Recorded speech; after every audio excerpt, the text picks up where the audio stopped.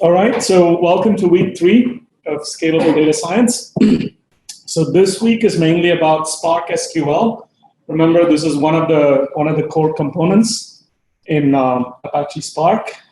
It's one of the substacks in the BDAS stack. So Spark SQL is very, very vital. It is what one has to do before thinking about modeling and doing machine learning, because this allows us to explore interactively the data using a very nice declarative language.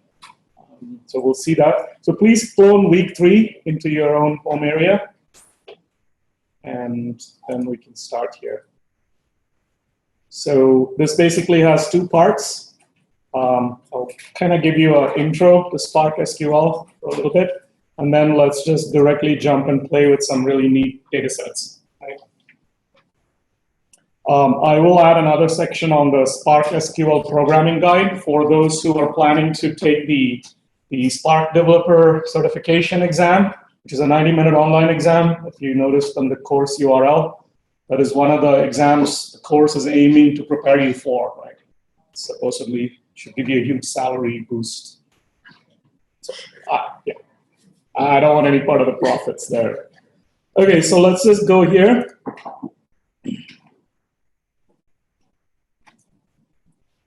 So first, I'll introduce you to Spark SQL. In this notebook, I'll explain the motivation behind Spark SQL, and then we'll introduce various interactive SQL queries and some starting visualizations, and then we'll jump and get our hands really dirty with some nice data sets. Okay, so, and for those of you who really want to get into this, here's your SQL programming guide. So basically, this is how I learned Spark. It changes periodically. So in fact, a lot of the materials we're developing for you is basically a cut version of this programming guide. Okay, so we are essentially diving into Spark SQL, but these are other programming guides. Okay, so this is the one we're looking at right now. There's machine learning library, which I think we'll start with our first machine learning task next week. Graphics maybe, and so on. Okay. So of course this is quite detailed, but okay. So here are some resources on what is SQL. So a lot of you may not know SQL if you don't know it already, but SQL is quite common in industry and in relational database management systems. Okay. So I've just put some sources here. Andre, for example, this is for you. This is the paper you want to read, okay? This is like the second most important paper you may want to read in the course. Okay, the first one is about Spark itself in the first worksheet. Okay, so here's Wikipedia. Actually, why don't we just make sure that people know this, okay? So this is from Mate's homepage. Mate moved to MIT. He's he's the chief technical officer of Databricks, I believe. And he's one of the lead developers behind all of this. So this is probably a minimal reading. Click join audio. Sorry? Okay. So I guess those who are listening, yeah, thanks for muting it. So I can't mute your mic, so it can kind of scare everybody.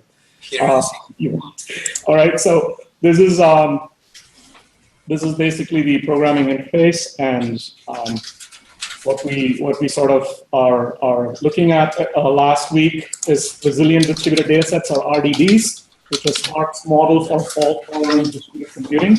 And then we are basically going to now get into this layer, which is Spark SQL. It's built on top of something called the Catalyst Optimizer. You've got to read this paper to get an idea for it. In this very applied course, we are going to basically black box it and just learn how to use it. Okay.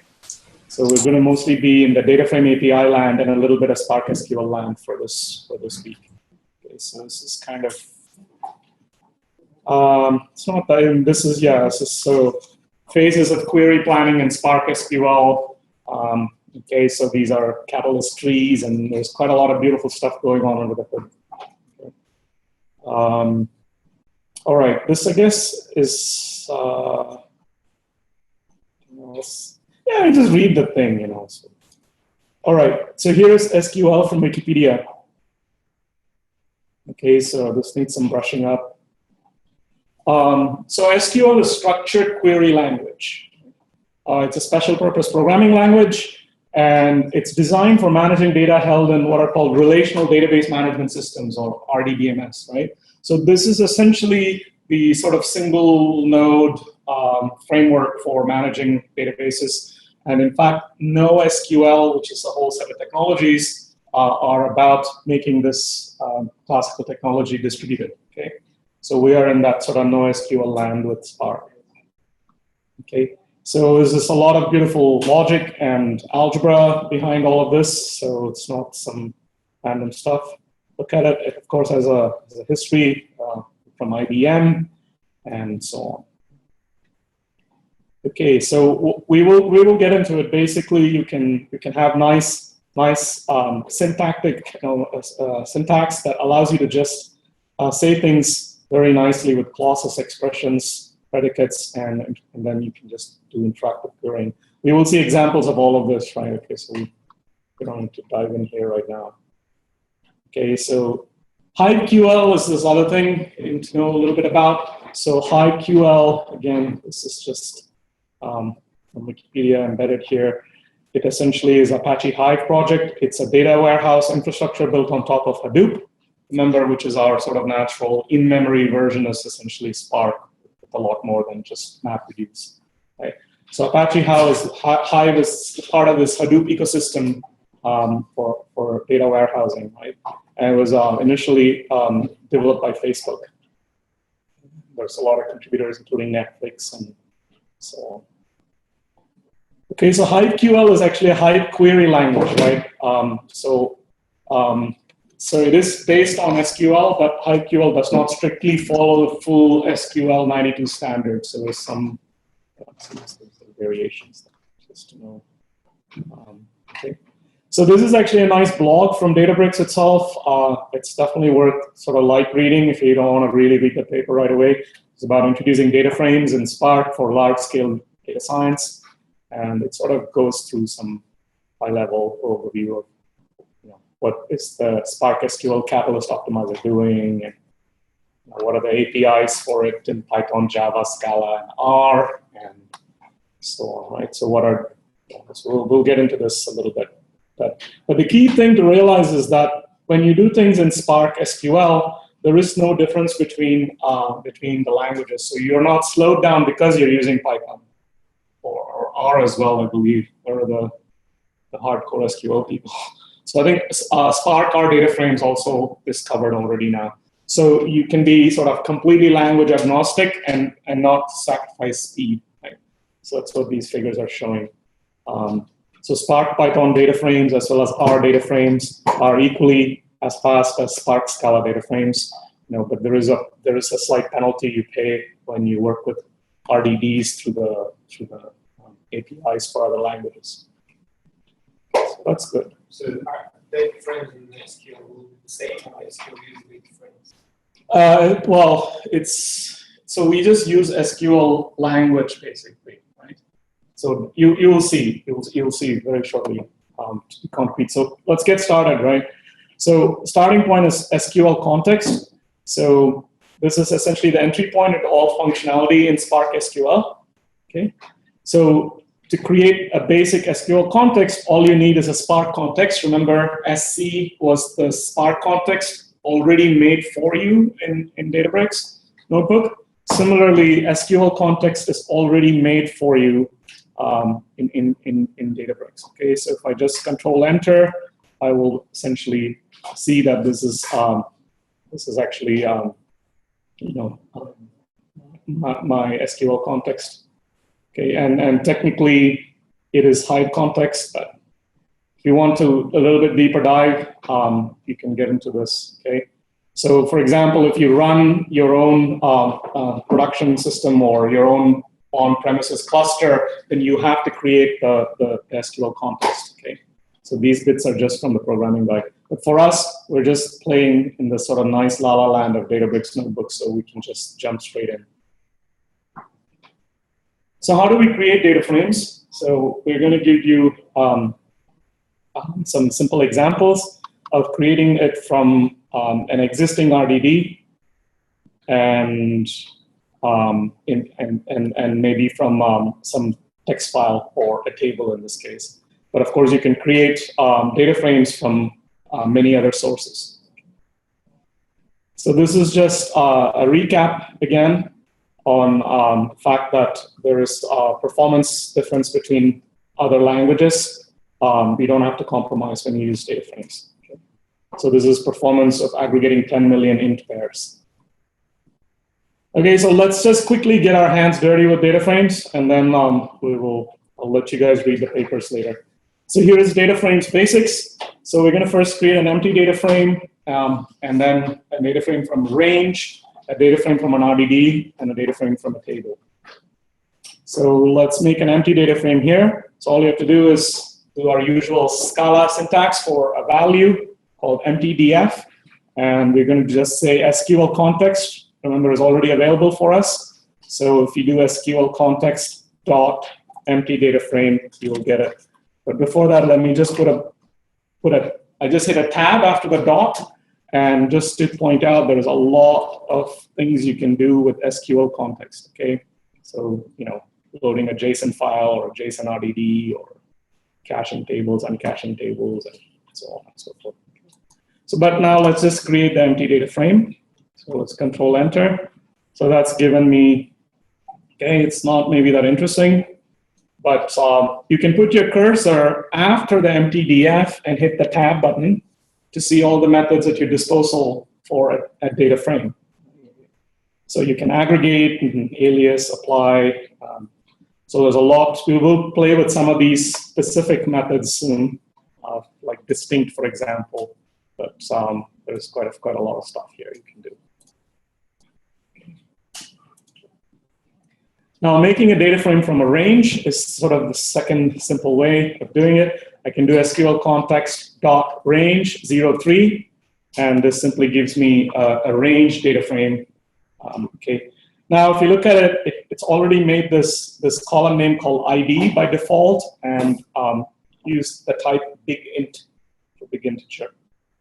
Okay.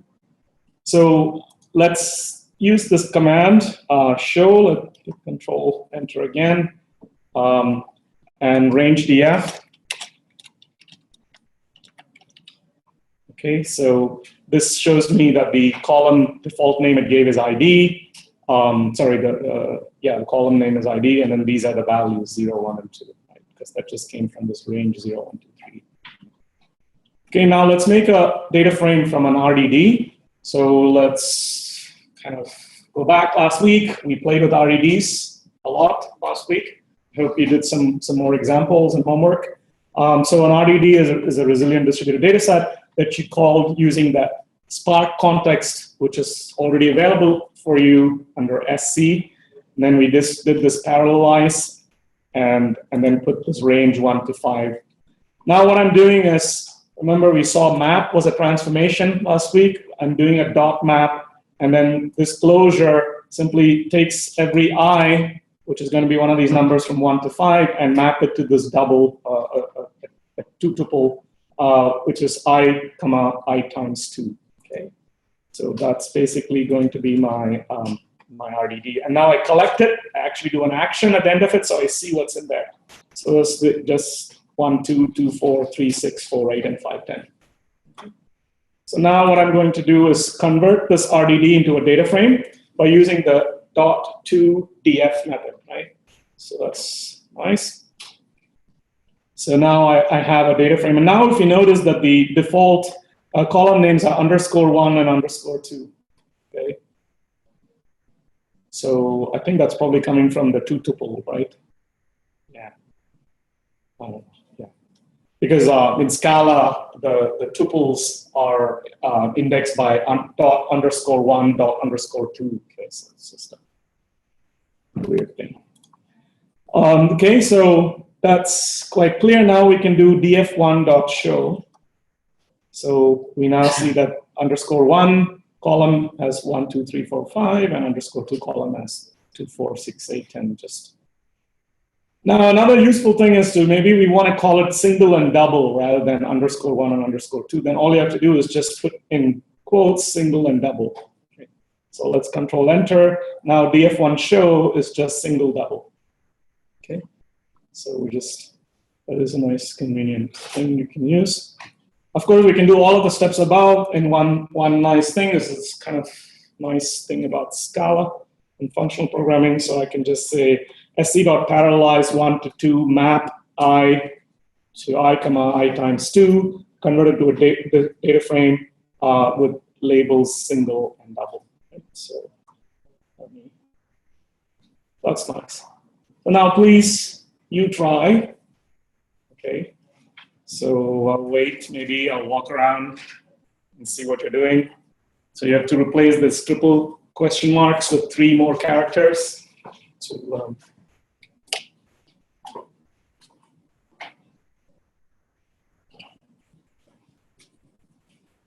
to get a column of called triple, which will be I times 3 basically.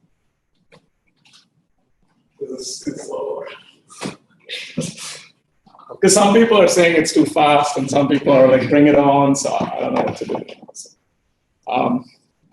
Okay, so this is, did people get it?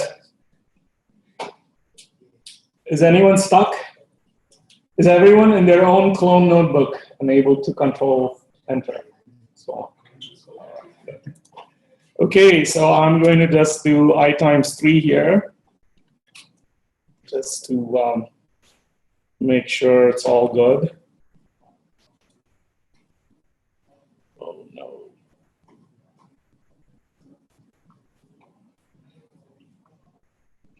How many clusters are actually running? So, okay. So we have class cluster 1, 2, enrolled students, observing students. There's a lot of people on class cluster 2, which is a tiny cluster that I started. So you may want to move on to enrolled students or observing students cluster, because these are much bigger clusters. Okay, they're 9 nodes as opposed to just 3, for example.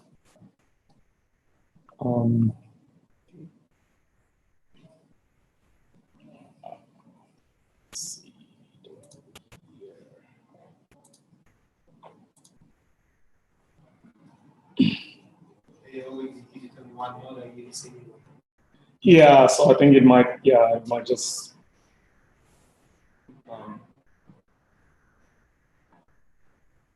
Okay, so this worked. Okay, so I'm sorry, I'm going to be lazy and do my little trick, so I don't forget this. Okay. All right, let's make a data frame from a table. Right? So to make the data frame from the table, all you have to do is first find out what are the tables that are available. So table is a slightly different object. Okay, so sql.tables.show will tell us what tables are available. So currently, under table name, you see diamonds is a table that's there, and it's not a temporary table, right? So it's a permanent table. And then there are a couple other tables. The social media usage is something I'll add later on tonight for you to play around, the homework one. Okay, so that's essentially a walkthrough of the programming guide with some nice social media data. Okay, so now we know there's a table called diamonds, so let's load this table, right? So is everyone seeing this diamonds table in your cluster? You aren't? Where does it come from? Okay, that will be like in the next worksheet. So right now you have to believe me, and I'll show you how to load the table in 2 minutes. In one. From the hive methods. There you go. Okay, yeah. I thought you meant like, how did I make it? How did I create it? Yeah. Right, so now let's just do this, all we have to do is to create a data frame from an existing table. We can just do SQL context.table diamonds. Okay. So there we go. This is loaded this table. This is a little bit more interesting table. It has column names. So this is a convenient way to display the table. So let's control enter this. And then the diamonds data frame displayed. So it has columns, caret, cut, color, clarity, depth. So we will get more into this diamonds data set in the next worksheet, in the next notebook. So for now, it's a much more interesting table. Note that there are string values. So caret is a double, cut is a string, and so on, right? So color is a string, and so on. X, Y, and Z are doubles, and we'll get a better feeling for what these mean soon. Actually, Carl is here, so he can help me, because that's a standard R example, right? It comes from some R. Oh, okay, maybe not.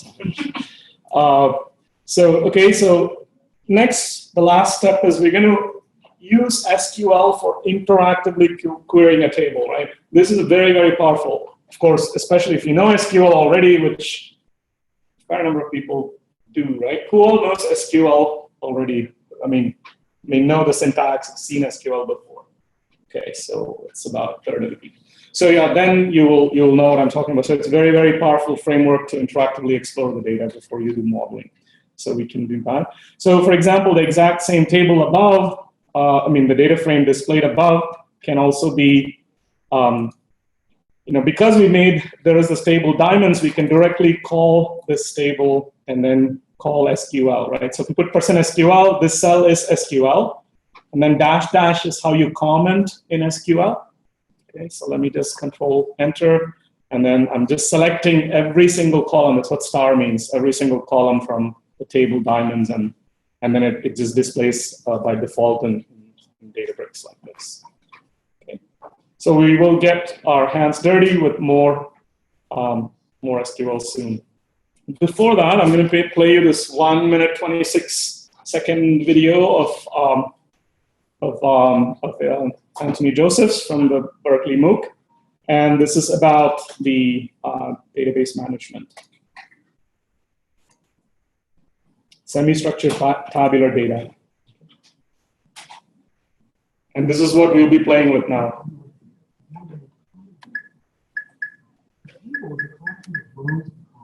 Each row has an index, each column has a name. A cell is specified by an index name pair, and a cell may or may not have a value.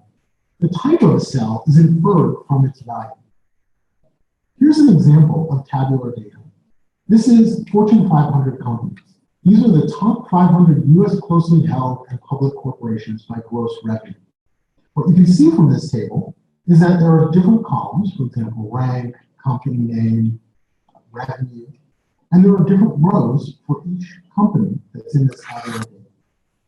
Now we can take and export this data as a comma-separated value file. That file looks like this, and it consists of a header row that consists of the columns separated by the column names, and then rows consisting of values for each one of those columns separated by commas. Each company is on a different row. Here's a different exported file. This is from a protein database. And here, the format is different. The format is the first column of a line is the field name, followed by values. The field names can be repeated on multiple lines. Okay, so that's essentially the data we're going to be playing with this week. Do you guys remember the type of data we were playing with last week?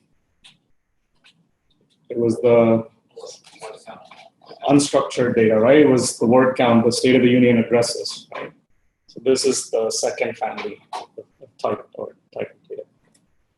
Okay, so that's sort of a very, very crash SQL intro.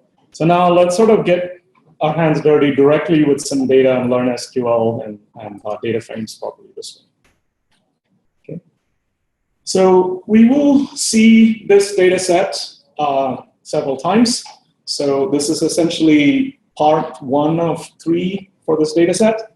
So in part one, we are just focusing on data frame, extract, transform, load, and exploratory data analysis for this diamonds data set. And this is a specific illustration of the machine learning pipeline sort of workflow of this data set. So later on, we will use decision tree algorithms on this data set, scalable decision tree algorithms on this data set. Okay.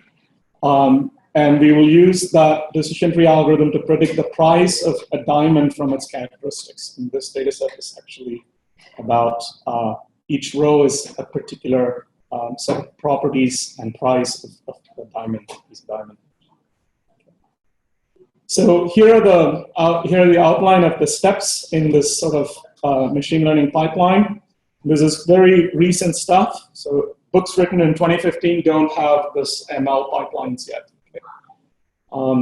So step one, we're going to just load the data as a data frame. And step two, we're going to understand the data, which essentially means computing various statistics. Statistics simply means many-to-one measurable maps of the data, right? So that's sort of a bread and butter of learning, because without measurable maps, we can't do some arithmetic with numbers.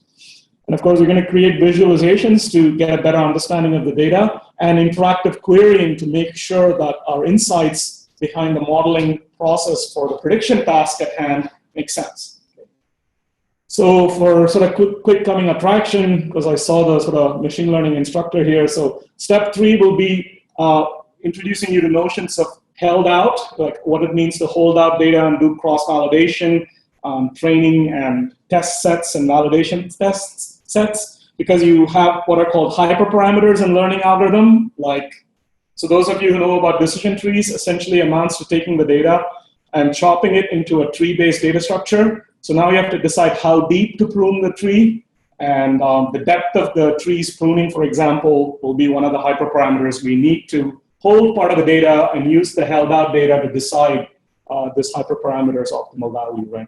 And all of the theory is typically justified by what's called statistical learning theory. There's a lot of interesting probability and asymptotic considerations there. Okay, so then so that will be step four, we'll tune the model. And then step five, we will evaluate the model and then understand the model's predictions as well. So this will be step six. So we'll do steps 3 through 6, most probably 2 weeks from now. Next week, we'll jump into linear regression with another data set first, I think. Okay, so step one is load data as a data frame. So here we are. First of all, I'm just creating a string called diamonds file path, because this data set is already here, okay? So it's a comma separated variable file. I have to first attach. Let's see, I think I'll go to enroll students cluster. Oh yeah? Data briefs rejects open new sheet.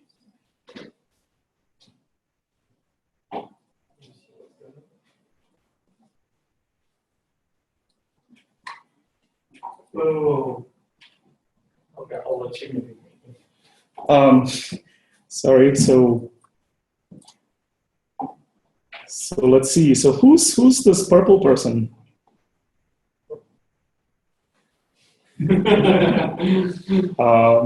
Z. Zhang. Is it not Zhang? Yeah, so that kind of doesn't make sense, because you shouldn't be able to be here. So are any of the administrators currently on this cell? The ones that have the administrator account? Okay. So anyway, this is just the string. And then here is basically taking first 2 lines. This is just from last week. And just want to make sure that this is really a comma separated variable file at least up to the first 2 lines. Okay, so it looks like it. Looks like strings are enclosed in, oh, thanks for leaving. Strings are enclosed. Looks like numbers are, decimal numbers are left alone without quotes and so on. Okay, so here is kind of a mouthful, or whatever full to handle, but it's actually not that complicated, okay? So what I'm basically saying is SQL context, okay, which is there for me, and I'm using the dot read method. And in the dot read method, I'm doing the dot format, which is using a package from Spark CSV package, okay? So it's designed and has a lot of functionality to deal with CSV files. So, and then in the dot option of that, I'm saying header is true. So by default, the first line will be the header. Okay, that's where it figures out caret, cut, color, all of that stuff from the first line of the file. And then the dot option infer schema true is say, I'll let you automatically infer the schema. Okay, so there's some schema inference machinery that'll take these strings that come in the CSV file. For example, when it's quoted like this, it'll pretend, it'll think it's a string. When it's left as decimals, I think it'll probably cast it as a double or whatever. We'll see what it does. But I'm going to let it do it automatically, schema inference. I could put this dot option delimiter comma there if I want, but then the default delimiter is comma, so I didn't put it there. But if it's a tab separated variable file or some other crazy person puts like smiley face separated variables file, you can put it there, right? So, yeah. If you say input schema is false, is that false that everything is string? What? Sorry, if I do what false? Okay. Oh. If the input schema is false, yeah. Make everything string. Yeah. Yeah. Oh, yeah. Okay, I didn't know that. Now I do. Good. All right. So there's a lot of things I just kind of only learned as I need, Okay, so there it is, right? So now we have Diamond's raw data frame is made, and now what we've done is we've taken a CSV file and used that dot read method and gotten a data frame out, right? And if you see, this is actually a nice org Apache Spark SQL data frame, and it has some sort of column name and type of the column name information there. So now let me just do print schema. It's a very nice method. With print schema, I'm just printing the schema that was automatically inferred by the dot read, right? So it's saying I've got some integer here and a caret, thing called caret, called cut. So these are all the different column names, okay, and XYZ. So it's price, depth, clarity, and then these are integers, double, string. And nullable just means whether this particular column accepts the value null. Okay, so that's what nullable means. So let us count the number of columns first, right? So let me just control enter. And yeah. This load, so the load for every database, just everything to memory, not lazy. Well, do you know, Siva? What? So the load. Oh, it's lazy. Yeah, I think we just added the action now. Count is the action that you trigger.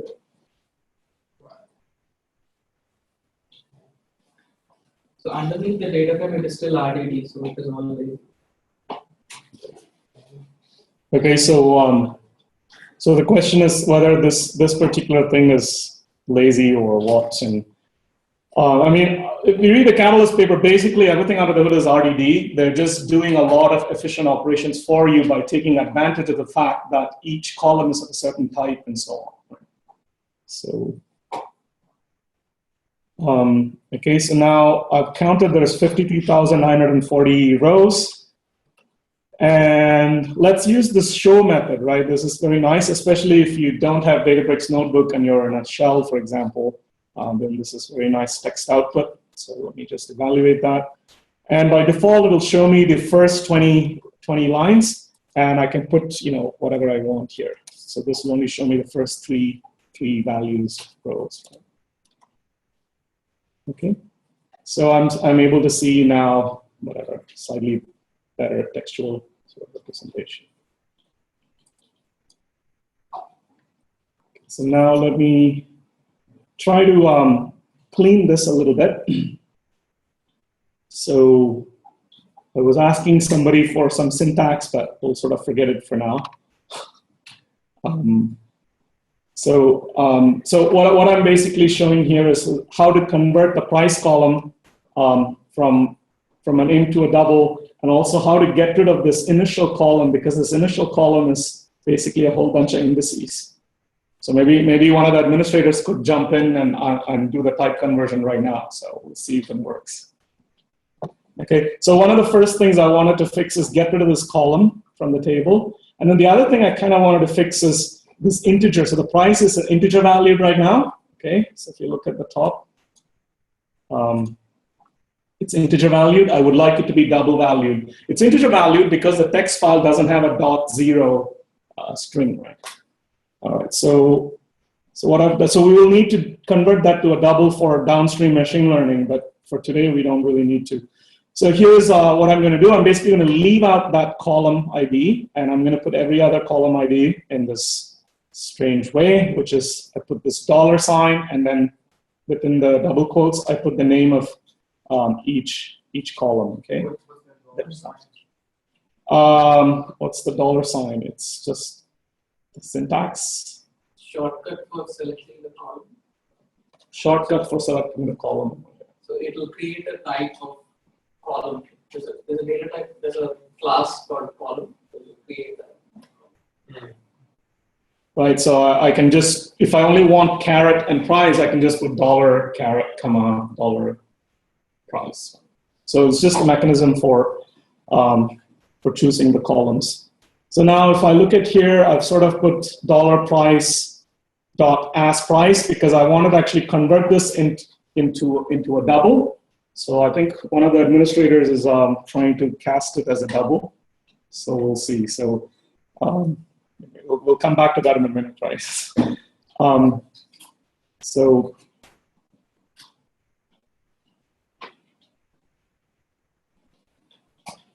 Okay, so we need a bit more. So he's importing Apache Spark SQL types, double type, and there you go. So we've cast it as a double, right? So let me just show you. Oh, is this one? Right. So right here, what I've done is I've taken the $price, and then this right syntax was .cast double type. Okay, so it cast that integer column into a double type, and then that was my problem. I was doing cast double because I was in Python land before, so my bad. As price. Okay, so now I can, if I want, I can rename this column as price D for double price or whatever, right? So if I shift enter, it'll say me price D. My renamed column name is price D. I'm going to leave it as price. Why do we need spatial double type? Okay, that's because downstream machine learning we'll do next week. No, I mean types, you don't double type rather than just plain double. Because Scala has double type. I don't know. Scala, the SQL context syntax is not true. Scala Yeah. All right, so that was like fielding fire in the field, right? So that's okay. I don't know about I just accept that as syntax and continue, right? But we will need it to be a double because the machine learning algorithm and the stochastic gradient descent, and also we'll need this. The decision trees will also need double types. Okay. Okay, so now we have a data frame that we made from by just dropping the first column and simply converting the price column into a double, which is kind of nice. Now I can display it, right? So when I display it, I can view this nice table, and it'll show me the first 1,000 rows only. Okay, so I want, okay, so I can sort of see this, get a feel for the data. So now let's get a bit more understanding of the data, because we can start playing with various, just starting to familiarize ourselves with the data itself. So first we will focus on what are called categorical variables, right? These are discrete variables, like in this example, cut, color, and clarity are discrete variables because if we go color, clarity, and cut, these are strings that are discretely many strings, values, strings that are taken here. So they're called categorical for historical reasons. And then here we have continuous variables, which are price, depth, and X, Y, Z, and so on. Okay, so those are continuous features. So let's just learn this very simple data frame API way of getting just the first column. So remember we did with $sign before here, dot select. Okay, here's a different way of doing this. Okay, and in fact the Databricks guide you can deep dive into will give you 4 or 5 different ways of doing things, right? So, but we'll just play with the simplest ones. So now I've just basically taken the column cut and turned it into a data frame called cuts.df. I just called it cuts.df. So let me just display cuts.df, and all I will see is basically that particular column's values. Okay, so here are just the rows of cut. Okay, first 1,000 of them.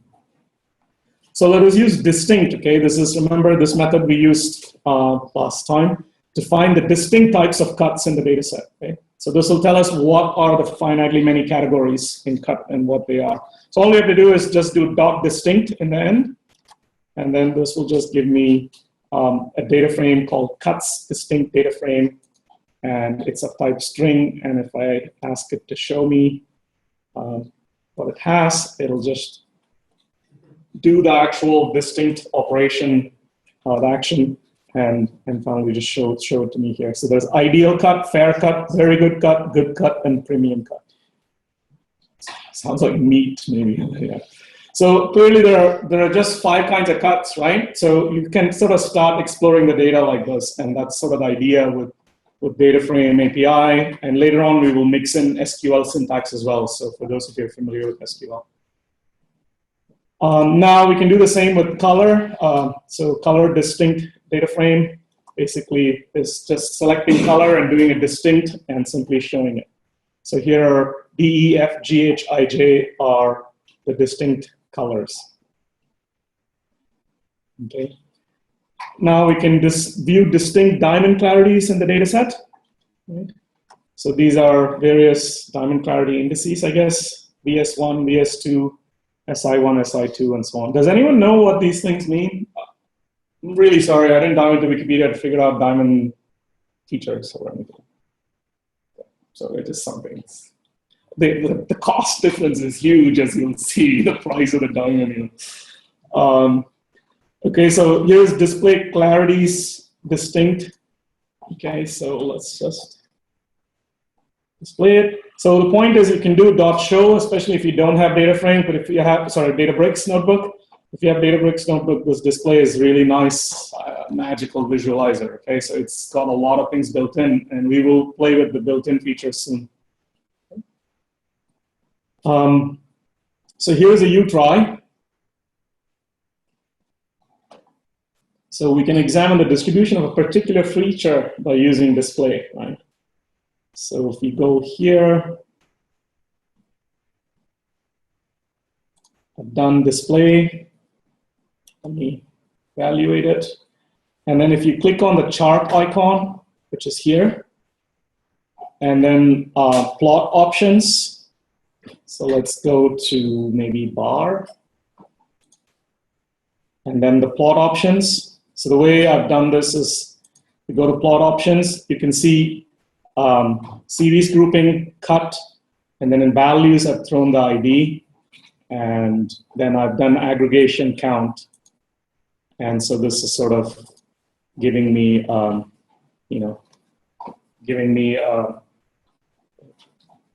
the number of items that are ideal, premium, good, very good, and fair. Now, one important thing is it says showing samples based on the first 1,000, right? So it's not showing all the samples. So this is good, especially if you're sitting on top of terabytes of data. So it'll do some automatic sampling for you. And later on, you can even choose the sampling strategy in an intelligent way, using stratified sampling designs from statistics to actually visualize the data. Yeah. The sample is just first one. Yeah, well, so this is first 1,000 rows, yeah. But in general, if we have 1 billion, 100 billion things, then we may want to visually explore the data, but we can't just take the first 100. So we have to do some more careful, what's called stratified sampling. So we sample the right representatives of the data, but that's complicated, right? There's a whole field of statistics that does that. But we won't do much there. So I think if you do plot options, there is a place where we can see all the data. Where is it?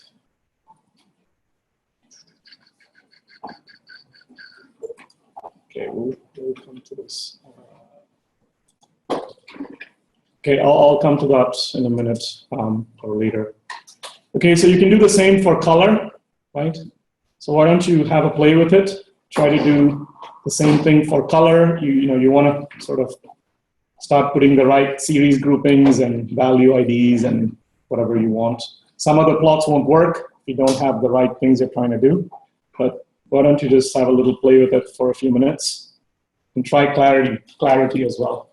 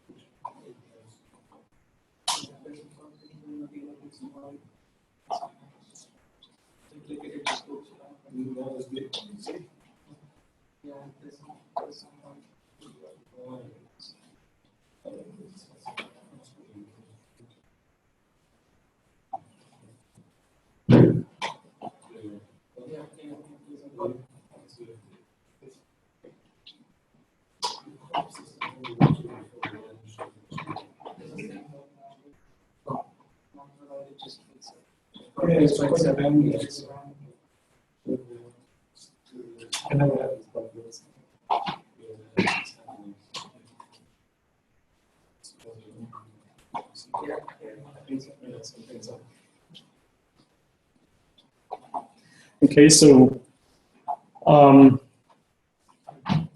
this is basically how to examine continuous features, right? So here I'm just taking selecting caret and just plotting this. And if you just do it first, if you go here, this is the table view which we saw. So if I go to this thing here, then I have my sort of histogram view. And in this case, I've actually I had an option that allowed me to plot everything. Okay, so this is a skewed distribution. So I had an option that said plot overall results, and I've sort of done that. So I'm curious what you guys are.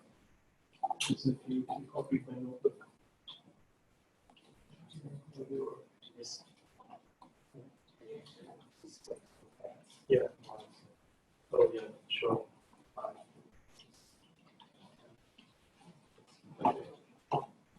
So yeah, no, I think it's inheriting something from what yeah.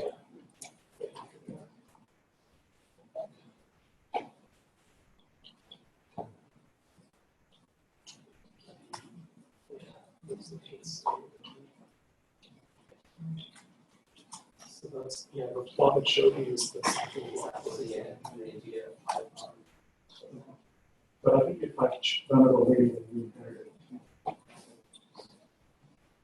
Okay, so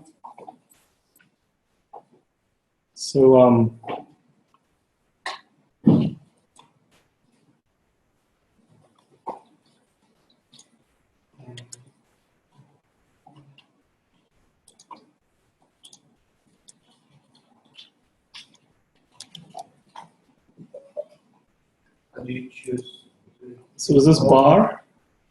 No. So histogram.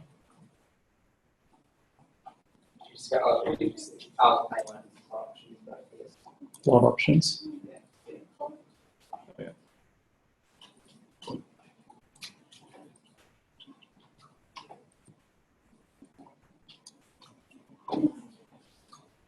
Yeah, so this is nice.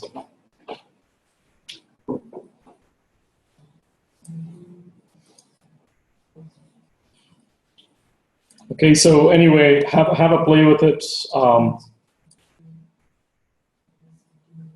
So the point here with this picture is to just show you that the distribution of carrots is sort of skewed. So this is one of the reasons where we will be using decision trees as opposed to linear regression, just because decision trees handle skewed distributions very naturally, okay, as opposed to linear regression. Okay, so here is just choosing cut and carrot, two variables, and then sort of showing how the frequency of types of cuts vary. I'm sorry, the carrot values vary. Okay, and then this one's like the usual pairwise scatter plot. So if you do just display diamonds df, and then you hit the scatter button. So if you just have the table before, you can simply go here and hit the scatter button. So what it's going to do is give you what's called a scatter matrix plot. So all pairwise interactions, but only for continuous features. Okay, so it's done XYZ table depth. And I'm not sure what happened to what. Is on the diagonal? So the diagonal is the density plot of each variable, I think. So, okay, so often what people will do is look at these pairwise scatter plots and explore it to get a sense for how to extract the information from there, right? So this whole process is actually maybe the art or engineering, whatever you want to think of it, part of the whole modeling process. And it's often called feature extraction or feature engineering. So often it's an iterative process, and you have to kind of come back to the data, play with the model, come back, and maybe you have to start from scratch, go back to the data source, or put more sensors or whatever you need to. So this graph, see, this particular thing is showing you variable. So this is the variable y versus variable x. So I think x, y, and z are some features. Does anyone know what this should be size? It's x, y, and z are the sizes of the diamond volume. You are right. The middle plot is the diagonal there is the density. Yeah. But it does allow you to have different bandwidths. So for each of the different plots, Yeah. so it's the same bandwidth for all. So if they're different Yeah. scales of measurement there. Yeah. So I don't know if anyone knows the swear word bandwidth. Density. All right. We'll come to all this. This is just playing around, right? So it's basically how to control, the kernels that are being added to show the density. But anyway, what we will see soon is that we need to stare at things like this and start finding the linear and possibly nonlinear relationship between pairs of variables. Okay. And then we have to choose the right machine learning algorithm. Right? That's where data exploration is quite important. So what I've done here is just printed the schema again and pointed out that only variables of type double, see price is integer, I guess. Only variables of type double are showing in this scatter plot, because this is for continuous features. Okay. So that's sort of very basic visual exploration of the data. So now let's do some quick run through SQL interactions. So those of you who don't know SQL too much, don't worry too much. We will introduce some DataFrame APIs for this as well. So what is done next is basically we're taking the diamonds data frame and selecting the carat column, the color column, and the price column.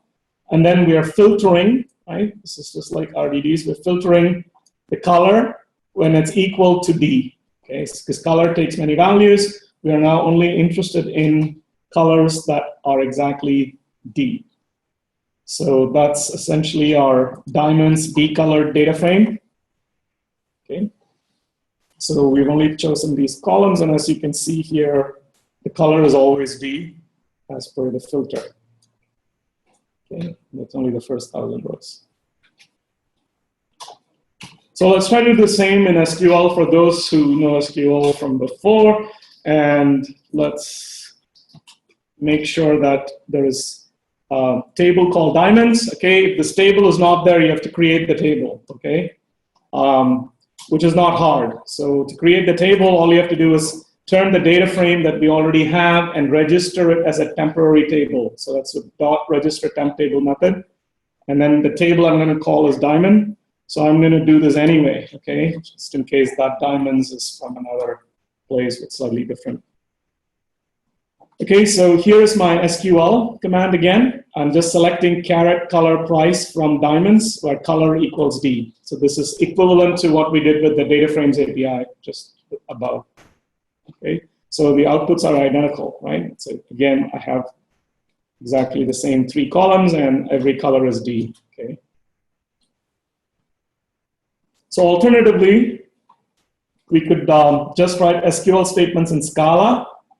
This is sort of the third way to do it, right? So you can just say diamonds D-colored data frame from table comes from this SQL statement. So you can just do .SQL and pass this SQL string directly in. Okay.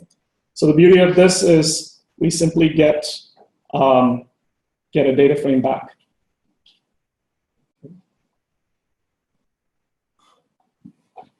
Okay, so there it is. And then I can display it again. Okay, so these are all sort of 3 different ways.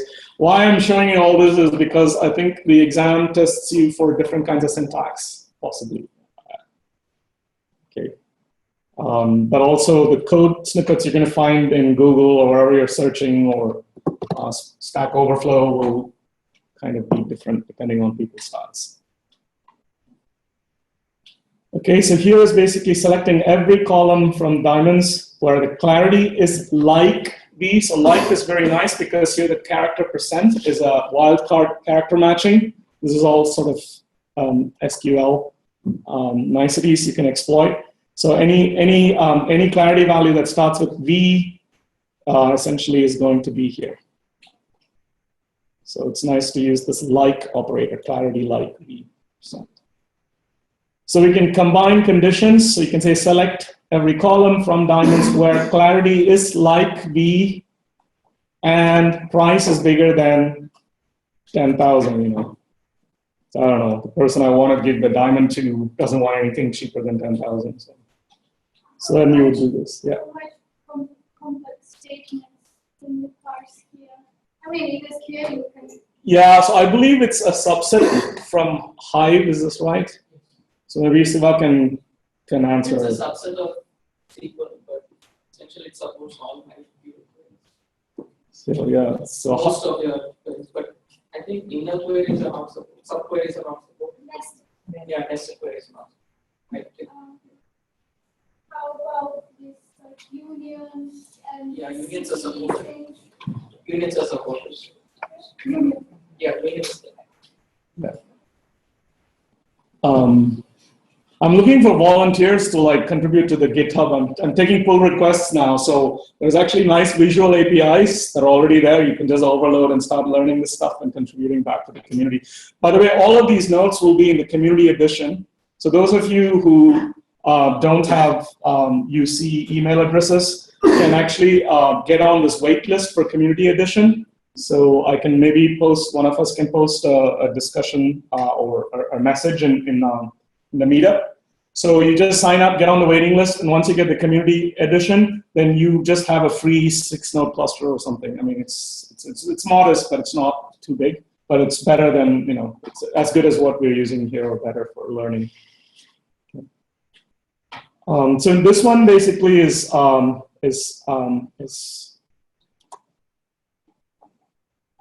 just looking at caret and clarity. The color is D, but I'm not showing the color. Okay, so renaming a field is very useful. So this is using as, right? So I'm selecting caret as caret, right? So this is nice because you can just rename it. In fact, you can do type conversion and rename it if you like, or do some other operations and rename it. And in fact, a lot of the machine learning pipeline is actually by inserting new columns into an input data frame. Okay. So now we're sorting. So we select caret, clarity, price from the diamonds table and order by price in descending order. Okay, so here I think you can see 18,828 is the highest price. Okay. And the caret is 2.29. Is caret the size of the diamond or something? How big it is? I don't know. I think it's the weight. Oh, it's the weight. I wonder how heavy Donald Trump's recent wife's diamond is. Should find that out. So anyway, diamonds data frame dot print schema just simply prints the schema. I just did that because I just wanted to make sure that when I did this order by price, if price were a string, for example, then it will be lexicographically sorted by a string. So the order depends on the type. So I just wanted to make sure that price is actually doubled, and thanks to Ivan, cast it as a double. Okay, sort by multiple fields. So here we SQL context.sql. So here what I'm basically now doing is the same thing, except I'm sorting by caret in ascending order and by price in descending order. Okay, so that's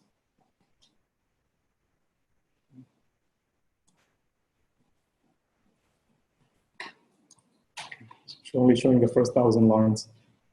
Okay, so here it's sort by multiple fields and limit just to the first 5. So often we may want to know the top 5 something. So here I've essentially order by caret in descending order and price by descending order, and then limit to 5. Okay, so now here are so-called aggregate functions, right? So what I'm doing now is select, and I'm using the average AVG of price. And so average is the aggregate function that's applied to price. So, and then that average price, I'm calling AVG price, right? This is the renaming. So that's 3,932, I guess. Yeah. On the previous example where you're doing the limit 5, yeah. Is the algorithm clever enough that when it's doing it on the database side of things, it's actually doing the efficient search and only keeping the top 5, or is it actually doing the whole sort and then getting just the top 5 out to display? Yeah, the optimizer will calculate only the top 5. If you want to go to the whole set. Right. Yeah. So it's got an intelligent algorithm underlying it to extract that. So it will use the source data. So in this case, because it's a hive table, it can do these kind of indexing. If it's a CSV file, it can do top 5 those kind of things, but it cannot do more intelligent querying. For instance, let's say if it's a. Do you want to come here and talk so everyone can hear you? I mean, others. If it's, let's say, a SQL database, the SQL database engine itself supports richer operations. So the optimizer here pushes down those operations into the database and then does the querying. Right? If it's a normal text file, it cannot do, let's say, for instance, sorting. Sorting then is done at Spark level. Sorry, Ross. No, that's good. We've got a table name, a full table name of it called one is temporary, one is. Yeah. So how, which one? It seems like how they confused or know which table is very all the same name. I thought there's only one table named diamonds, unless others made one too. I thought they have a solid. So let's just, I mean, let's just run this, right? So, so this shows me all the tables. Oh, so, okay, there's a temporary table yeah, that's okay. I mean, I think we can, it's probably this one, right? So how do I, this is actually a good thing to do. So how do I delete table? Drop table. So do I do SQL context dot something, drop them table, and then maybe diamonds? That will drop our table. That'll drop our table. Yeah. So, You need a name. oh yeah, string. So, oops. Oops. Sorry. Okay, so that's drop the table. So now this is just because I made it right, just down there because I wasn't sure. So now we have this table that's not a temporary table. That should be the same, I think. And yeah. So if you really want, you can change this to diamonds. You know, let's say diamonds for Raz or something. Right? So, well, I mean, okay, fair enough. Okay, so we have quite a lot to cover actually. I should probably go because I want to sort of end with like weighted interactive weighted graphs of wiki click streams in maybe 25 minutes. So let's push on and.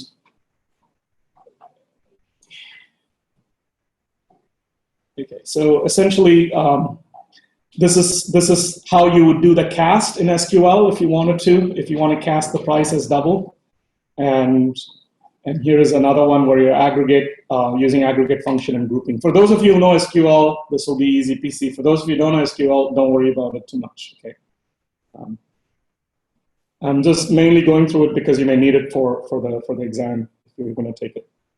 So here's further preparation. You can go to W3 Schools for SQL syntax and knock yourself out quite a lot there. So let's quickly move on to power plant pipeline. This is another recurrent data set we'll be visiting a lot more than just 2 more times. So this is again from the Databricks guide.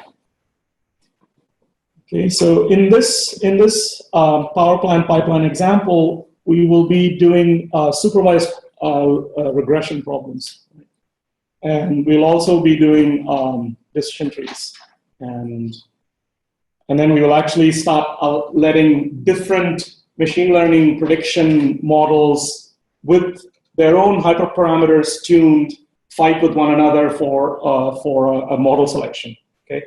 Using multiple cross-validation. And all of that will be done through what is called this ML pipeline. So it's all part of the full process. So you don't do little bits at a time and pass it to the next guy in the desk down to you. That's his job. You just think about the whole process and do it once. Okay, so in this notebook, we'll only go through steps 1 through 4, right? Which is so-called business understanding of the problem, loading your data, exploring your data, and visualizing the data. Later on, we'll get into data preparation, data modeling, tuning, and evaluation, and actually deployment. So we want to actually deploy it in the cloud and actually pass recommendations and predictions to engineers that are operating the power plant or whatever. So that's all part of the ML pipeline, and this is a Databricks recommended Scala example for this. So the problem is we're trying to predict power output given a set of readings from various sensors in a gas-fired power generation plant. So of course, power generation is a very complex process, and most of the world's military is sort of running ships around the planet and flights to make sure that we all keep generating power as humans, right? So it's a very important problem. It's a very complex problem. The machine itself that generates the power, of course, has a lot of variables, especially environmental variables that you cannot control. I have a little bit of experience on gas power plants from co-supervising a student in mechatronics. So I like these little machines that burn gas. Okay, so if you are in a big hurry, please jump into Spark ML programming guide to see what is actually there. This is not, so we haven't touched machine learning at all, which we will do soon. But this is a huge library of algorithms. So you have classification and regression, linear models, including support vector machines, logistic regression, linear regression, naive Bayes, decision trees, ensembles of trees or random forests, including gradient boosted machines, isotonic regression. Within collaborative filtering, which is a recommender systems, we have alternating least squares methods. For unsupervised learning, such as clustering, we have the classical k-means algorithm in its streaming form as well as the static form. And then you have the Gaussian mixtures, power iteration, clustering, latent Dirichlet allocation. We may see this if the psychologists that are interested in this course still keep being interested. And what we have dimensionality reduction, so SVDs, principal component analysis, and so we will quickly see feature extraction and transformation because any machine learning task will go through this as the next step after data visualization and exploration, what we're doing now. The next step will be feature extraction and transformation to feed these data frames into any of these machine learning programs, right? So there's a lot, frequent pair, blah, blah, blah. But of course, everything is in here. It's not as rich as Vecca and things like that, but it's completely scalable and completely distributable. Okay, so this particular data set is from University of California, Irvine's machine learning repository. And briefly, what they've done is collected a number of readings from sensors at a gas-fired power plant. These are sort of called peaker plants. It's because they kind of go in operation, at least in, not necessarily in Iran, but in the US, for example, they go in operation when you reach a peak load, and they're sort of serving the peak demands, right? So that's basically what the peaker plants are. And we want to use those sensor readings to predict how much power the plant will generate in a couple weeks from now. So that's sort of our question that we want to answer. Okay, so today we're just focusing on the first 4 steps. So if you just look at the in-place embed of this Wikipedia link, here's your sort of peaker plant.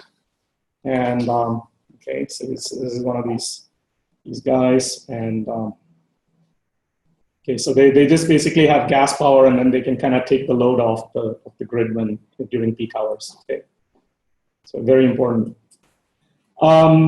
So this is the machine learning repository, UCI, and this is the actual page from where the data was downloaded.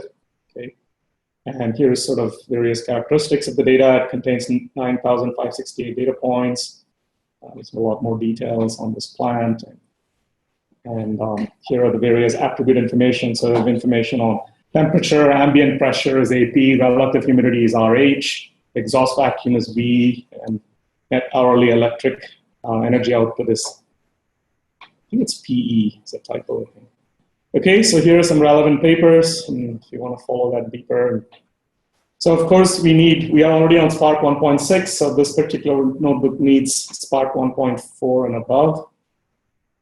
Okay, so that's our sort of business understanding, step 1. And the problem is a regression problem. It's because what we want to predict, the target, is actually a numeric or continuous feature. So this is called the regression problem. Okay, and the other kind of problem is called the classification problem, where what you want to predict is a discrete value. Right? Like, is this guy sick or not? That's a. It's also regression. No, it's called classification, but they're both prediction problems.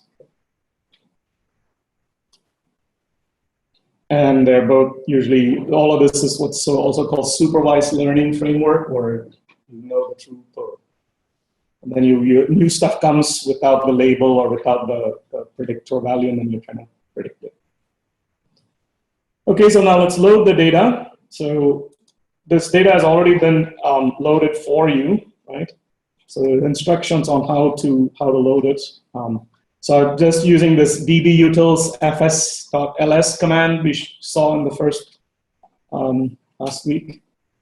And this just tells me there are all these files here called sheet1.tab separated variable up to sheet 5. Okay, so these are the sizes of them. And now let us load the data from this file. To do that, we use the .text file method from before, right? So now I have this value called powerplant RDD. So I first made an RDD using the .text file method, right? So here's my RDD. It's an RDD of strings, okay? And that's just sitting there. So let me just print the first 5 lines of this RDD just to make sure things are okay. So this is the power output and ambient temperature and so on. So it looks good. These are the first 5 lines. So now let us turn this into a data frame right away, because we want to take advantage of the Scalable optimizer under the hood. We don't really know enough about RDDs, definitely not had enough time in the class to learn about how to do these RDD operations very carefully, to remember to avoid these wide transformations so that you don't get bottlenecked in the network. All that stuff, okay, we don't have time to do it carefully, so we're just gonna let these guys figure out how to do it for us, and we're just sort of moving to this next layer of data frames, where we sort of let the hardcore software engineers figure all that out for you. Okay, so that's basically where we are. So now we take the SQL context.read, and then this is the format option. Once again, I'm inferring schema. I'm using the tab separated delimiter, right? This is different from the diamonds data set load. And then I'm just loading this file. Okay. So easy peasy. So now I have a power plant data frame, right? Loaded from the file. So now I can see the schema, and then I see that its automatic schema inference is good. It's made everything double, because these are all just pure numbers, right? Good. This is for Andre, so if you want more details, I told you earlier, I'll tell you how to create a table or how to load the data in a GUI way. That's this 2.1. So you could follow these steps just from the Databricks guide, and just have those CSV files. You can go this GUI way of importing tables and creating them and so on. So you can do this in a nice GUI way. This works for fairly large data sets, but not super big ones, right? Because there are data sets that you may have to just get from S3 or whatever, which is Amazon's data store. Right. So you don't want to do this for the 1,000 Human Genomes project, right? Which, by the way, is fair game for anyone who wants to do that as a project here. That data set is available already in S3, public S3 bucket. Okay, so we've loaded the data, turned it into a data frame. Now let's explore it. So of course, this we've done before. It's exactly the same. We use the display function, and then we see the columns. And of course, we can change the view and do maybe scatter, see how that looks. Okay, so this is definitely a good mechatronic engineer or whatever should be looking at this quite closely. And you start seeing various positive and negative correlations between pairs of variables you cannot control, like atmospheric pressure. Well, okay, so you would want to try to use these insights in whatever prediction task you're doing. Right? So some of the stuff I was involved in mechatronics, there was actually 2 different models. We used a neural network, which is like a black box approach. We may see that in this course. The other approach is the physics-based model or white box models, right? This is built on the science and engineering principles, like things get hot. So you basically have a big white box model, and then you have ordinary differential equations typically, and parameters you don't know in the ODE, and then you will try to infer those parameters using the data again, using very similar stochastic optimization under the hood, right? So you might minimize least squares or something like this. So either way, you have some model, and then you can use that model for prediction, and then you can actually let the white box model, fairly fight for prediction power with the black box model. Who cares? If you can predict, better with one or the other, yeah, the best predictor may be enough for your problem. Okay, so let's do a count. Because the white box model is really also an approximation. If you really get into the physics of it, things get hot when you touch it. And so all these things get gunky, right? These machines get gunky. There's like suds in there. As crazy things happen. So even your perfect physics model has to evolve with it. So, okay, viewing as table via SQL, right? So here's SQL context table show. So here's table names again, just to make sure we have the tables. Okay, so I guess I put diamonds back. I don't know what happened to diamonds for Raz. I don't know. I thought I registered it. Oh, it's there for you? Oh, right, because I'm on class cluster 2. My bad. I'll stay on class cluster 2, right? So because that was in the other cluster, right? All right, is everybody okay? Okay. Register temp table, right? So now I'm going to register this as my power plant temp table. So now let me show tables and make sure. Yeah, there we go. Power plant table is there. Okay, so now why don't you try this? Just put your thing there and hit the tab, just to get, again, a feel for a lot of these things.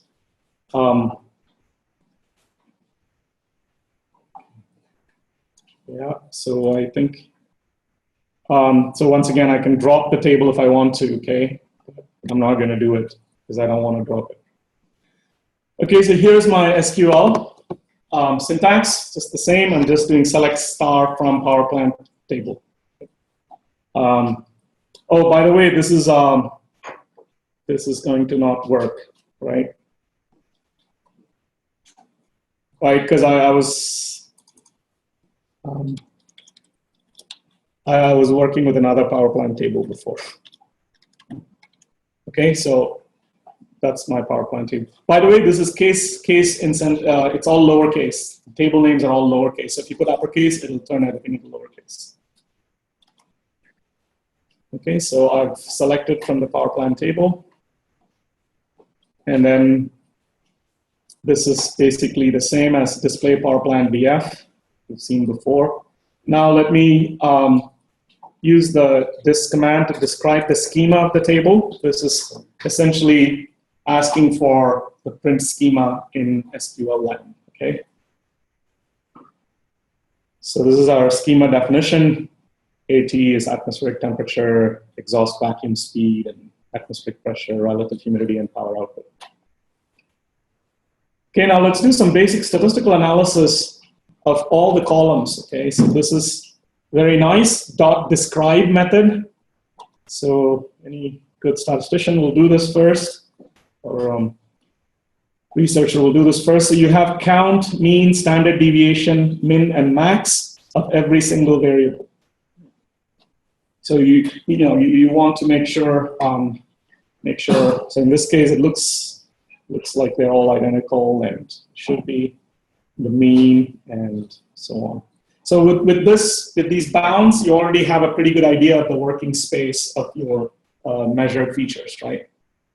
So this is already, these intervals basically give you 1, 2, 3, 4, the 4-dimensional cuboid within which your power output predictor will have to be modeled, right? So formally, a learning a learning problem is actually a map. It's a map from the feature space. So any observation in the feature space, which means any data of some dimensionality. So in this case, it's a sort of 4 dimensions of continuous variables with 9,568 samples. So that's n.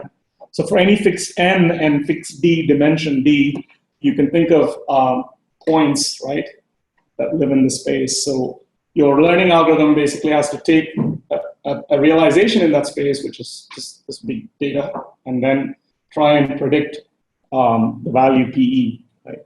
And this predictor should be such that for any sort of new query point that comes in, it should somehow learn from these endpoints and do the prediction, you know, of PE. And this query point need not be one of these points that you've already seen. That's sort of the. If you have missing data in the table, what that happens? So in this case, we don't have missing data. It's clean data. So you have to wait for a while next week for dealing with missing data in the featurization process. So we'll be. Function will support even if you have missing. No, we have to formally deal with missing data. Yeah. So that's a good question, but we'll do that as a step 2. I mean next week, because this is, I mean, everything is beautiful and somebody's checked it all for you. Okay, so step 4 is visualization, right? So now, okay, I'm doing basically the same thing, but now I'm sort of using SQL to do it. So I'm basically doing person SQL, select AT as temperature, PE as power from power plant table. So this is kind of nice. Should just get the scatter plot, and I can see that this is a negative linear relationship between temperature and power, right? Right, which should make physical sense, because as the temperature increases, the power output is going down, right? And if the temperature keeps increasing, what will happen? I'll get an explosion. Yeah. So if you try to use another option, which is light, not the scatter, why is they try to? Well, because yeah, I mean, you can do that. So you can do. It looks like something. I mean, I don't know how the syntax will behave, because this will probably require something. But right now, I'm just showing you scatter plot. This is the raw data we want to see, because I mean, I don't want to experiment with all the icons there. I just want to show every dot, because this dot you see, this particular dot is some value, 470 blah blah and 5 something. So that's a particular combination of temperature and power. Right? So I just so what this scatter plot of the raw data tells you is that there is some nice relationship there that you can use for prediction, so that if a temperature gets high, you would hope that the power, what you're trying to predict, will be low. Right? And of course, this is all within the normal operational range. So there won't be any explosions. So here's the next one, right? So here we're going to select V as exhaust vacuum and PE as power from the power plant table. So now, if you look at this, this again looks like there's a strong linear correlation. Kind of, well, it's kind of dispersed more, but exhaust vacuum and power, right? And it's kind of weird here, because you see this one's more spread out. So when the exhaust vacuum is around 4, yeah, this one's a little tighter. So, so you just kind of just play around and look at stuff. And then this is another nice example. So here we're sort of looking at pressure versus power, and here what we see is you know, a bit more blobby, and there is some kind of a linear relationship. The scale is different, but so with increasing pressure, it seems like the power output is kind of going up. Okay. And the same thing for humidity versus power, right? So for humidity, it looks I don't know, it looks more blobby. So this is the kind of thing, you know, you're supposed to be doing and exploring the data. And unfortunately, we cannot explore more than 3 dimensions at a time. So we're only doing 2 at a time, but you can do also 3. And I actually don't know how to do in Databricks, how to visualize in 3, but there's another parallel universe I live in called SageMath Cloud. In SageMath Cloud, there's actually beautiful interactive animations you can do with JMOL viewer from the chemistry guys. So you can actually zoom in and get into the data sets. So you can do 3 at a time, but, well, I can do 3 at a time. You can do 4, but it'll be a lot of work because you have to make movies of it, and then you spend a lot more time interpreting the movie. So it's a balance, right? The point is, once we get enough intuition for it, we can do the right machine learning task on it and then try to improve predictions. Of course, the number of variables in a lot of these problems are very, very big, so you can't keep playing. Okay, so finally, here's the pairwise scatter plot that I showed earlier. And we will do these, so the data preparation step is essentially transformations, and that's the step where we will later on deal with missing values and things like that in a scalable way. And then we will do modeling and tuning and deployment. So please look at these papers, and in the next 12 minutes, let me quickly go through this. So I didn't know about anything with this clicky wiki stream analysis until actually Ivan sent me this. Did you send me this, or did someone? Okay, yeah, I think, yeah, somebody sent this to me, right? And I chased this video, and it was really fun. So this video is from the Spark Summit East, and then so this is actually the video, right? So I think I'm not going to play the whole thing, but this is one of my best mornings, right? Just woke up, had coffee. Thank you very much, Ali. I am super excited to be here today to show all of you guys some of the really cool things. Sorry. In Databricks community. As you can see, we have here, and I've received my invite to join the beta program. So this is everybody in the audience should be getting this throughout the day. So this is the Databricks Community Edition, right? So just do a Google search for Databricks Community Edition and just put yourself on the wait list, right? I think I'm on it now. Siva, are you on it? Yeah. Okay, yeah, so, you can, yeah. It's for those of you who are watching this on the live stream, I encourage you to head over to databricks.com where you can sign up for the waitlist. We're going to be trying to expand this beta program as quickly as possible. So, all you have to do once you get this, this email is click to activate your account. It's going to take you through a sign-up flow. And after that, it's going to drop you into your own personal copy of Databricks. This is your one-stop shop for creating Spark clusters, creating interactive notebooks, and learning about Spark in general. As always said, this is pre-populated with a whole bunch of educational content. So if you just head over to the workspace, you can start with the basics and the Databricks guide. This kind of gives you all of the details of using Databricks itself.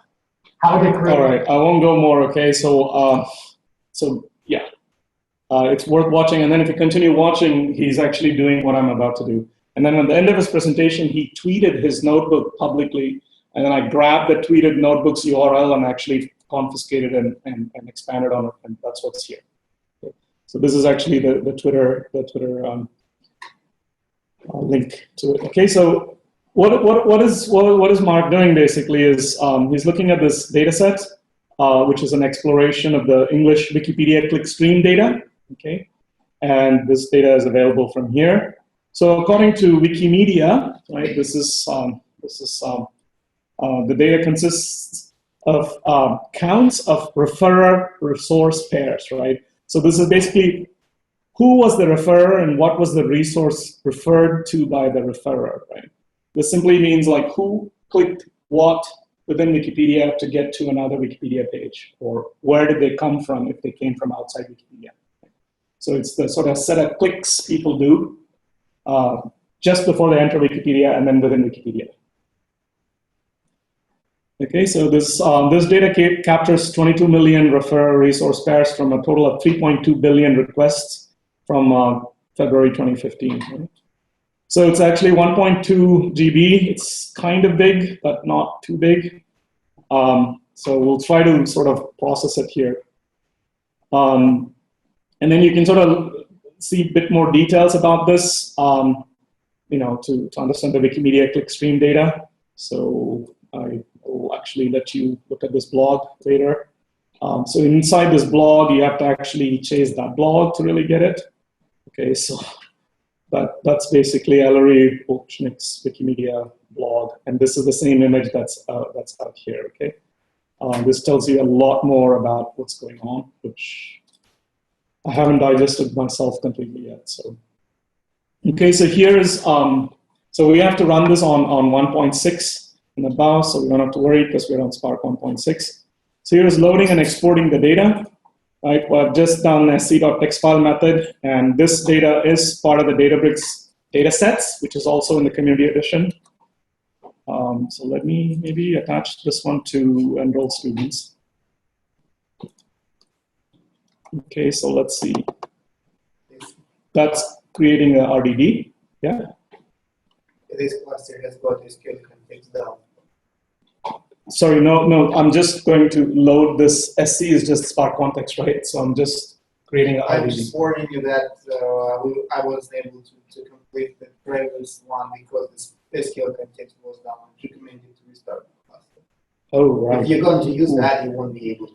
Okay, so are you on enroll students cluster or? I was. Okay, so let's see what happens. Okay, so we can always, we can leave in 5 minutes. So, so I just am printing the top 5 lines, right? So here's my previous ID and my current ID and the number and then the previous title, the current title, and so on.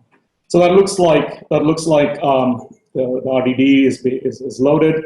Now let me just take the first 2 elements and you can just see this again more carefully. Okay, so the first line looks like a header. The second line contains data organized according to the header. So the previous ID is this number and the current ID is 121 and so on. So that's basically how, so we're mostly going to be interested in previous ID and current ID. And N is the number of occurrences of this particular referrer resource pair.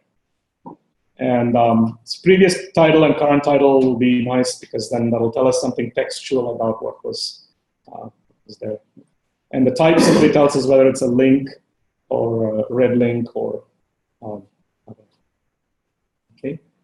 So now let me we'll maybe try this and see if it's worth it. So I'm trying to load the raw data set stored as a CSV file into my SQL context using the same .read, .format options. Load method, Andre says that this crashed for him. So I think it takes about 120 or so seconds usually, or maybe less. Okay, so that's 25 seconds. So let me print the schema and see what's there. Okay, so I have the previous ID, current ID, and title, current title, and so on. So far, so good. Let me try to display clickstream. And then, okay, Andre, I'm okay. So I don't know, I'll just continue, okay, so if you don't mind. So then I have show, which I can just show the first 5 elements, and it's all good. Now, I just wanted to make a quick point about reading it from disk versus memory, which we saw already for RDDs last week. But if I do the .cache.count, now this time it's going to do this count action, and then, but before that, it'll be caching it in distributed random access memory. So we don't have to redo the full load every time we ask other actions to be performed, right? So this particular one will take a while, so because count has to go through all of it. So of course, we can directly, if you go to Mark's talk, I think he directly loads it from a Parquet columnar storage, right? I don't have to tell you what a Parquet columnar storage is, which maybe we'll do next week. So this is sort of the basic way, and I guess this is. How much is it? 22,507 million? No.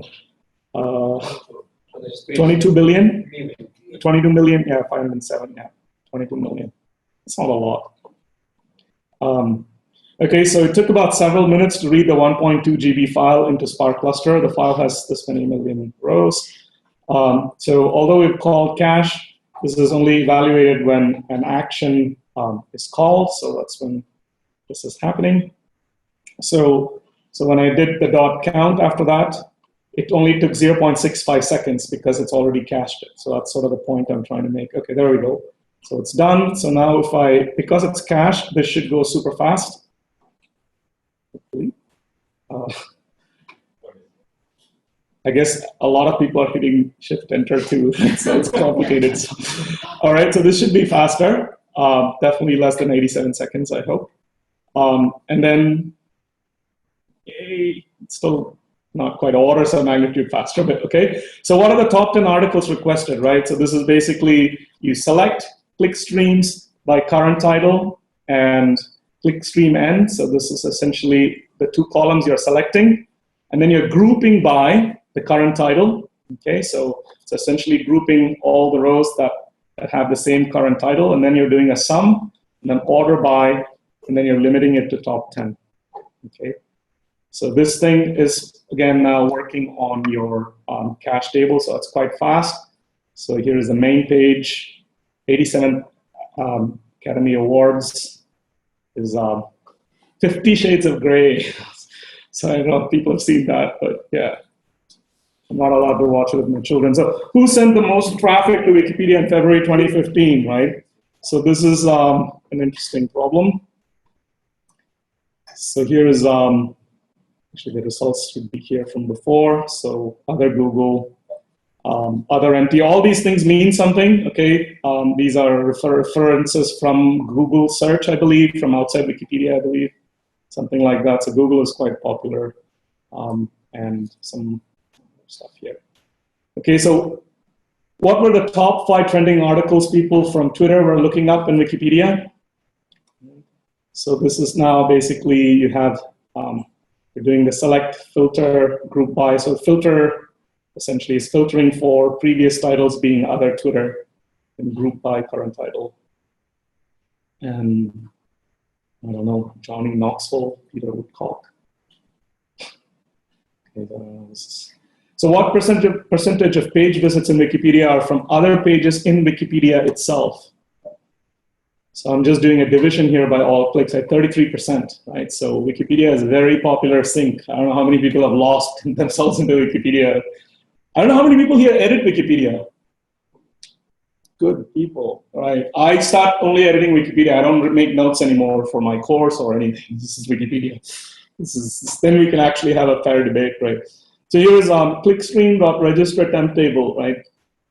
So now what I'm doing is registering this, and I want to perform more complex SQL queries. So for those who are into SQL, so you can knock yourself out, okay, up to this limited language it supports. So here we are basically, selecting all the columns from the table that we just made called clicks. By the current title is Donald Trump, and the previous ID is not now, and previous title is not main page. So then we order by n in descending and limit to 20, and that's what we saw. So the previous title is Ivanka Trump, current title is Trump. So Ivanka Trump, is that his wife or his daughter, or it's his daughter? Oh, he did say in an interview that if she were not his daughter, he would actually date her. Did you see that? He actually said that. So anyways, so anyway, that's besides the point. So here's top referrals to all presidential candidates page, right? So we can do Donald Trump. Basically, it's exactly the same. This is just from Mark's tweet and his talk. We just put Donald Trump, Bernie Sanders, Hillary Rodham Clinton, and Ted Cruz. So we can sort of see that here. Now, this is really, really nice. Now we can just load a visualization library that comes from this Twitter talk by someone else. You can search directly in Google for D3 weighted force-directed graph. And this should, I think I need to play this, right? So there's some hidden code here, okay? So let's see what happens. So this is basically, this hidden code here was actually grabbed from somewhere. It's from some other notebook by using an import notebook. So somebody has done a lot of hard work for you, and they're beautifully using these. D3 is basically data-driven documents. It's a neat way of letting data drive your document. So I'm just going to hide that. So this is basically D3 graphs help. It tells you it's a graph, which is force-directed, specifies some parameters, and it takes this case class called edge, which has a source, that's a string, a destination, which is a string, and then a count, which is a long. And this is the last slide. Okay, so this should basically give me the SQL query that we just did earlier, and it's given me this really cool visualization. So I can see Hillary Rodham Clinton, Bill Clinton. This is the furry, the pairs of clicks, and you can see Donald Trump. Ivanka is the top, lead into Donald. This is last year. Right now, he will be very different, right? If you look at the same example now, it'll be quite different. Okay, so that's this is a little bit of graph, right? And converting raw data to Parquet is essentially where, if you look at Mark's talk, he starts from here. So Parquet is this columnar format, which essentially allows us to compress data really quickly. So instead of waiting for the data to load for over a couple minutes, you can actually do it this way, which is the data that's stored in this Parquet file. Val, something is missing here. Yeah, so this needs fixing. So we'll leave it there, okay? So we'll continue from here next week. Okay, so you can basically, why is this not working? It's not clickstream raw, what is it? Yeah, so we'll probably just change the clickstream, just clickstream, right? Right, so let's try this, right? So this is basically very, very powerful clickstream, or lowercase, STREAM. Let's try that. So this is very, very nice, because once you write this data frame into a Parquet file, which is .parquet mode, save mode, overwrite, so in case there is something, it will overwrite it. Then we have this super optimized columnar storage called Parquet file format. And then we can interoperate between languages. That's the beauty of it. So we can take data frames, do it in Scala like this, put it in Parquet columnar format, and then we can just read it from R and continue playing with R. Right? That was the question that Elena and Carl asked the first week. So that's a very simple way to go between languages in a scalable way. Oh, failed to load class. No, it's oh, it's done? What is this? Some standard, some weird. login. Okay, so you think it's saved? Yeah, it's All right, so next time, you can just load this Parquet file directly, and I think that's what Mike Armbrust does in his video. Yeah. Just ask one question, which I'm not going to do it. So this computing or this analytics platform support the user to upload data from the local drive from, for example, yeah. I have a data, so I can load it on my laptop, so I can upload my data too. Yeah. Yeah, sure. So you can do it in many ways, so we can talk more about it. You can just hit the tables button and then just do create table and then just import, whatever, there should be a way to do data source. See, you can get from S3, which is Amazon, and just file, I think, or JB here, and then drop file here. So this is one way to just take CSV files from locally and dump there. Yeah, but I kind of don't want to spoil you like that, because I did that and then I got stuck there. So you do it if you need to, but it's better to just wget the files. So every file we've downloaded and put here, there is instructions on how we did it more explicitly. Because often you'll use curl or wget to get it from somewhere, if it's not more than a gig or a few gigs. If it's a lot more than a few gigs, then you really want it in S3 or something. Usually those files are there already. And we can also show you, if you have a very large file in your system, you want to move to S3, then especially if you give me your AWS credits for your UC email address, then because that costs as well. To keep large files in S3 costs money. So nothing is free, right? So anyway. So thank you very much. Sorry I went over by 4 minutes. Are there any other questions or? Yeah, it's a lot, okay, so please spend some time going back through it, because if I do it any slower, we cannot do machine learning next week. Right? If I don't do machine learning next week, at least 3 or 4 types of machine learning algorithms before the break, there's no way you can come up with a sensible project over the break. That's why I'm kind of rushing a bit.